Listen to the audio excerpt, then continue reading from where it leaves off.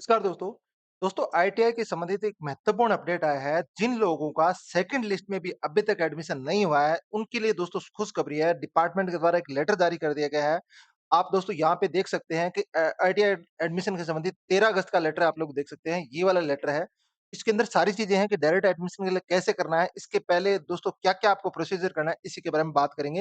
अभी तक अगर आपका एडमिशन नहीं हुआ तो निराश नहीं होना है। पहले भी दोस्तों मैंने वीडियो के माध्यम से आपको बता दिया था यहाँ चैनल पे। और दोस्तों इसी चैनल पे बहुत सारी चीज़ें मैंने ऑलरेडी बता दी है। चैनल को अगर आपको वीडियो पसंद आया तो वीडियो को प्लीज़ लाइक कर देना, शेयर कर देना, चैनल को सब्सक्राइब करना।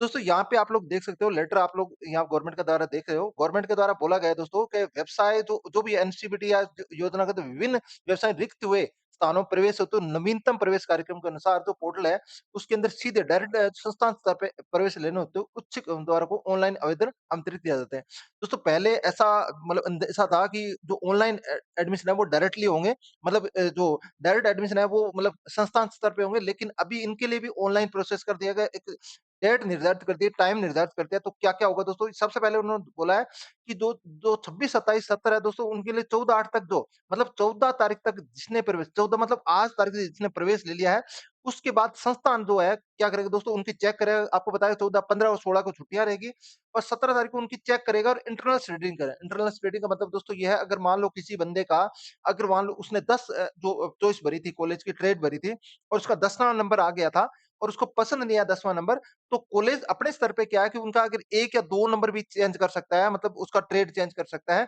उसको बोलते हैं इंटरनल स्टडीइंग। मतलब वो अपने स्तर पे करेगा, अगर बच्चा चाहे वहाँ पे अगर वैकेंट सीट है तो इंटरनल स्टडीइंग अपने स्तर पे क्या है। उसके बाद दोस्तों अपना नंबर आता है 17 तारीख के बाद क्या प्रवेश से वंचित रहे अभ्यर्थियों को तो केंद्रीकृत ऑनलाइन प्रक्रिया के दोस्तों प्रवेश से वंचित रहे अभ्यर्थियों को या अर्थों पूर्व में भरे ऑनलाइन आवेदन का प्रिंट दोस्तों आपको करना क्या है, अगर आपने वहाँ पे मतलब अभी तक आपने जैसे सेकंड लिस्ट में आपका नंबर नहीं आया है, तो आपका जो पहले से भरा हुआ जो प्रिंट है, वो आपको क्या करना है, आपको यहाँ पे पहले से भरा प्रिंट और योग्यता संबंधी जो भी दस्तावेज आपके पास है, वो अंक तालिका, वो आपको मूल जो निवास प्रमाण पत्र, जाति प्रमाण पत्र आदि सभी लेके दोस्तों आपको फ़ोटो-वोटो सभी लेके आपको औद्योगिक संस्थान में व्यक्ति प्रस्तुत करने की तिथि और समय। तो दोस्तों यहाँ पे आपको बोला गया 17 तारीख से लेके दोस्तों या 20 तारीख से 1 बजे तक आप लोग क्या करना है, अगर आपका सेकंड लिस्ट में नाम नहीं आया तो आपको क्या करना है 17 तारीख से लेके 20 तारीख के बीच में आपको क्या है कि सारे डॉक्यूमेंट आपको और लेकिन आपका जो जो मूल प्रमाण पत्र जो आपका है, यहाँ पे प्रिंट निकालना है उसको, भरा हुआ फॉर्म को प्रिंट निकालना है, उसके बाद सारे डॉक्यूमेंट लाके आपको वहाँ पे जाना है। अब दोस्तों जाना कहाँ पे है? देखो इसके लिए थोड़ा-सा कन्फ्यूज़न ये है कि आपको यहाँ पे संस्थान में संबंधित औद्योगिक संस्थान में जाना है। संबंधित का मतलब कौन-से में जाना है? अब दोस्तों दिक्कत यहाँ पे ऑनलाइन हो सकता है, अभी तक इस लेटर में कहीं नहीं बता रहा किस में जाना है। अब इसके लिए दोस्तों हो सकता है डिपार्टमेंट के द्वारा यहाँ पे इसी जो पोर्टल है, कौशल दर्पण पोर्टल है, इसके अंदर अपन डायरेक्ट एडमिशन देख रहे हैं, यहाँ एक कॉलम आ रहा है डायरेक्ट एडमिशन का। अब दोस्तों हो सकता है 17 तारीख को यहाँ डिपार्टमेंट है, 17 तारीख तक डिपार्टमेंट है, अपडेट कर देगा कि डायरेक्ट एडमिशन इन-इन लोगों का मतलब इस संस्थान में सीट खाली है, तो उसी संस्थान में आपको जाना है। ये नहीं किस संस्थान में जाना है, ऐसा कहीं पे भी नहीं लिखा है। तो ये डायरेक्ट एडमिशन वाला अभी तो क्या है, जैसे कि मैं किसी जिले के यहाँ पे देख रहा हूँ, जैसे कि मैं भरतपुर की एक बार सेलेक्ट कर लेता हूँ। कोई भी आईटीआई में देख रहा हूँ, तो दोस्तों यहाँ पे नो रिकॉर्ड फाउंड बता रहा है, आप लोग देख सकते हो। लेकिन ये क्या है, हो सकता है ये संस्थान का जो 17 तारीख को अपडेट कर दे, तो इस इसमें सीट है, वो खाली हो जाएगी, पता चल जाएगा कितनी सीट खाली है और किस डिपार्टमेंट किस ट्रेड की खाली है, तो ये आपको पता चल जाएगा। इसके बाद में दोस्तों अभी भी क्या है कि अगर किसी ने आदमी ने अगर मान लो किसी ने एडमिशन अभी तक नहीं भी लिया है, तो दोस्तों उसके लिए भी क्या है नवीन आवेदन हेतु जो बिल्कुल नया आवेदन के लिए दोस्तों उन्होंने बोला है कि एसएसओ के माध्यम से आपको डायरेक्ट एडमिशन देखो नवीन आवेदन हेतु फॉर्म है, वो डायरेक्ट एडमिशन भरने की अंतिम तिथि और उन्होंने बोला है दोस्तों रीक सूचना है नवीन आवेदन पत्र को, तो यहाँ पे बोला गया है कि आप 18 तारीख से लेके दोस्तों 20 तारीख के बीच में भी वो डायरेक्ट एडमिशन कोई भी कर सकता है। और उसके बाद उनको क्या है प्रिंट है और योग्यता संबंधी दस्तावेज लेके जो भी संस्थान होगा वहाँ पे आपको रिपोर्टिंग करनी होगी, वहाँ पे जाके आपका एडमिशन होगा। अगर अभी भी आपका एडमिशन है तो आपके लिए बहुत ही इंपॉर्टेंट चीज़ है। उसके बाद उन्होंने बोला दोस्तों संस्थान से प्राप्त आवेदनों पत्रों को संस्थान स्तर पर नियमानुसार मेरिट जारी कर नोटिस जो है बोर्ड पे लगाने की तिथि। मतलब ये जानकारी सिर्फ अगर मान लो आपने यहाँ पे कर दिया अपना, वहाँ संस्थान में जमा करा दिए, डॉक्यूमेंट वगैरह जमा कराए, डायरेक्ट एडमिशन है। 20 तारीख को क्या करना है, 20 तारीख को शाम 5 बजे तक क्या है अगर उनके पास कोई भी एडमिशन आ चुका है और उसके अकॉर्डिंग है तो वो मेरिट अपने स्तर पे संस्थान है मतलब कॉलेज अपने स्तर पे मेरिट निकालेगा।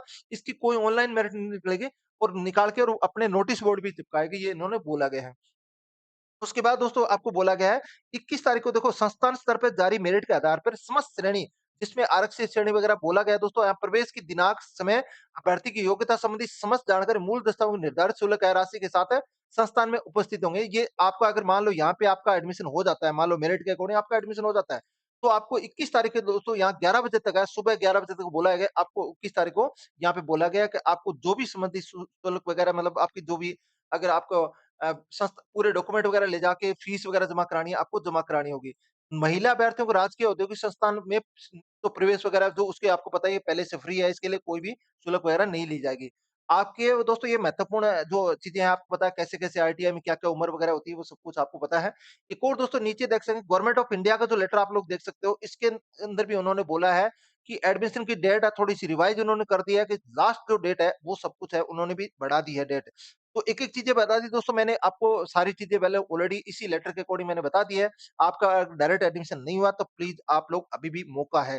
तो इसके लिए अलॉटमेंट लेटर वगैरह अगर चयन नहीं हुआ तो सब कुछ लेके जा सकते हैं दोस्तों। कौन सी अब मेन दोस्तों इसी में बस थोड़ा-सा कन्फ्यूज़न यही है, इस लेटर के अकॉर्डिंग अगर पढ़ते हो या फिर लेटर आपके पास है तो कहाँ पे जाना है?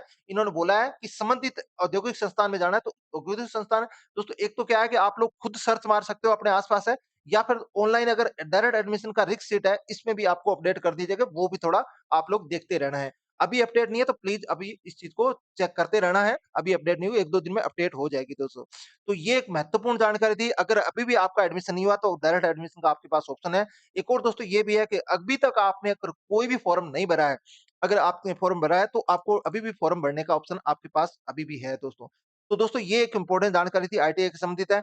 अगर आपको वीडियो अगर पसंद आए तो वीडियो प्लीज़ लाइक कर देना, शेयर कर देना और आपको कोई भी अगर जानकारी पूछनी हो तो मुझे कमेंट सेक्शन में पूछ सकते हैं दोस्तों। थैंक यू दोस्तों, गुड बाय। चैनल को सब्सक्राइब करना।